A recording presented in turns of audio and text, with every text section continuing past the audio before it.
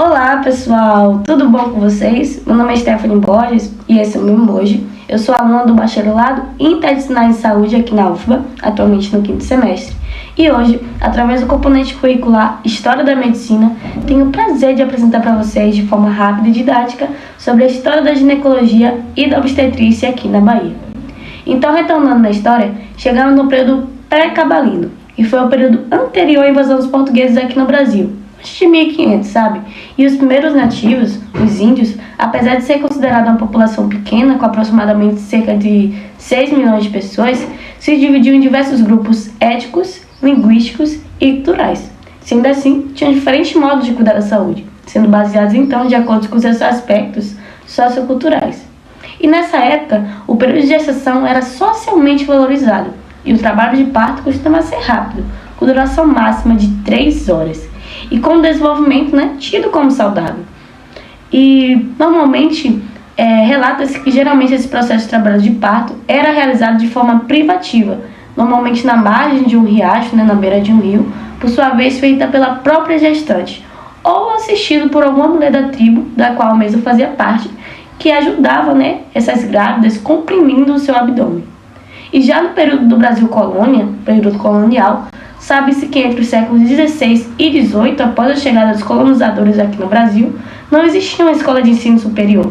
Então a medicina brasileira dependia dos físicos, nomes que eram chamados de médicos clínicos e cirurgiões, advindos de Portugal.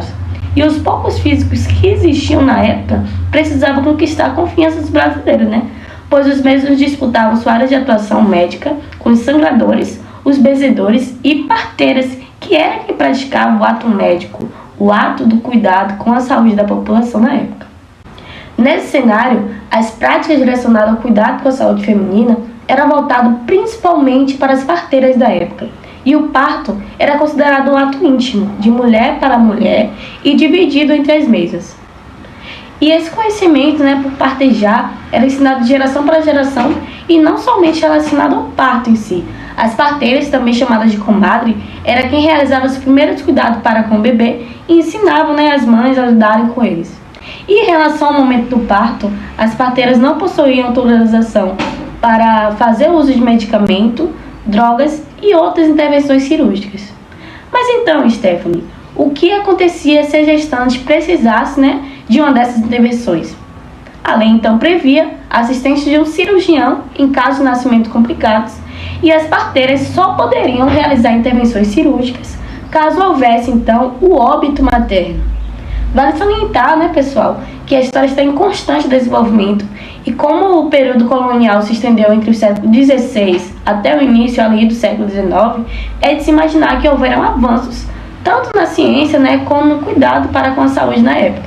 Então ocorreu uma progressão de tarefas, e atividades que antes eram direcionadas somente para as mulheres começaram também a ser direcionadas para os homens, havendo assim uma atuação de cirurgiões no parto, e antes esse conhecimento através de cirurgiões eram obtidos somente com base empírica, o aprendizado então semelhante aos que viam através das parteiras.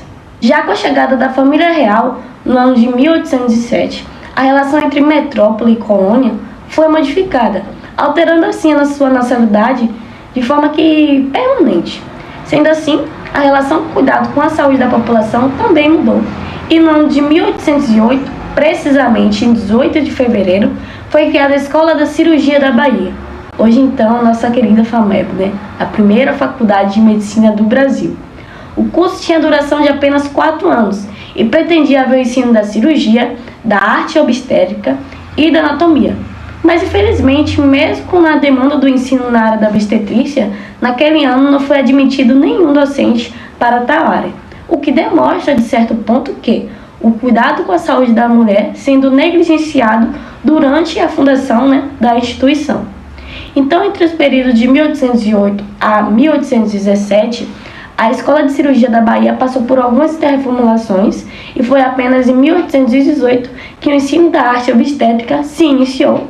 Sendo assim, interessante pontuar que, embora houvesse docente com competência reconhecida para ensinar obstetrícia, O ensino na área era bastante deficitário, justamente por falta de recursos adequados e sem haver de fato um ensino prático, né? Era um ensino baseado mais na teoria. Além que os cuidados com a saúde feminina eram restritos apenas para a área da obstetrícia mesmo, não sendo relacionado então à área da ginecologia, né? Ou seja, o cuidado com a saúde íntima da mulher. Partindo lá para o segundo reinado, após o ano de 1832, a Escola de Cirurgia da Bahia passou então a ser a Faculdade de Medicina da Bahia e houve um aumento da duração do curso de 5 para 6 anos, o que perdura, né, até os dias de hoje. E lá em 1854, houve uma outra reforma na faculdade, surgindo assim um curso de farmácia e obstetrícia, com duração de 2 e 3 anos. O curso de obstetrícia era voltado para as mulheres e consistia em um curso de partos e seus exames físicos, antes separado, né, da área médica. E anos se passaram e a obstetrícia enfrentou inúmeros viés, dentre eles a resistência, né, do público feminino em ser atendido por homens, a falta de experiência médica, tendo seus conhecimentos obstetrísticos muitas vezes contidos somente na teoria, a falta de investimento e tantos outros entraves e avanços também, né? E com a decadência, pessoal, da ditadura militar lá em 1880, que permitiu repercussões de novos ideais sociais, inclusive no âmbito da saúde, como, por exemplo, a 8ª Conferência Mundial de Saúde e a criação do nosso SUS, lá em 1888, nesse sentido, né, a saúde passou a ser um direito de todos e dever do Estado, e a ginecologia e obstetrícia estaria presente, então, nessa existência. Então, eu tentei, né, fazer um breve resumo de como a prática obstétrica surgiu no nosso estado, porque se infelizmente eu fosse falar sobre tudo, esse vídeo ia ficar bastante extenso. E eu espero que vocês tenham aprendido um pouco sobre essa área que eu sou tão apaixonada. Dentre tantas profissões que eu tenho o prazer de admirar, a ginecologia e a obstetrícia me encanta. A obstetrícia, a cuidar com tanto zelo duas vidas que se conectam de forma extraordinária. E a ginecologia, né, cuidando da saúde daquelas que tanto cuida. Área que possui o dom de entender as mulheres e de conhecer a importância da feminilidade e da vida. Obrigada.